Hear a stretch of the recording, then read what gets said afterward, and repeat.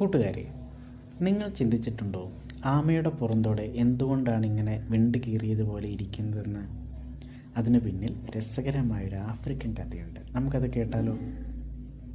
ആമയും ആകാശത്തെ വിരുന്നും. പണ്ട് പണ്ട് പക്ഷികൾക്ക് ആകാശത്തൊരു വലിയ വിരുന്ന് കിട്ടി. ഇത് കണ്ടപ്പോൾ ആമയ്ക്കും അങ്ങോട്ട് പോകണമെന്ന് തോന്നി. പക്ഷേ ആമയ്ക്ക് ചിറകില്ലല്ലോ. ആമ ഓരോ പക്ഷികളോടും പോയി ഓരോ തൂവലുകൾ ചോദിച്ചു. പക്ഷികൾ ഓരോ തൂവൽ നൽകിയപ്പോൾ ആമയ്ക്ക് ചിറകുകളായി. ആമ ആകാശത്തേക്ക് പറന്നെത്തി. അവിടെ എത്തിയപ്പോൾ ആമ പക്ഷികളോട് പറഞ്ഞു, നമ്മൾ വിരുന്നിന് പോകുമ്പോൾ എല്ലാവർക്കും ഓരോ പുതിയ പേര് വേണം. എൻ്റെ പേര് നിങ്ങളെല്ലാവരും എന്നാണ്. വിരുന്ന് വിളമ്പിയപ്പോൾ വിളമ്പുകാരൻ ചോദിച്ചു, ഇത് ആർക്കുള്ളതാണ്? ആമ പറഞ്ഞു, ഇത് നിങ്ങളെല്ലാവർക്കും വേണ്ടിയുള്ളതാണ്. തൻ്റെ പേരതായതുകൊണ്ട് ആമ ആ ഭക്ഷണം മുഴുവൻ തനിച്ച് കഴിച്ചു. പക്ഷികൾക്ക് ദേഷ്യം വന്നു.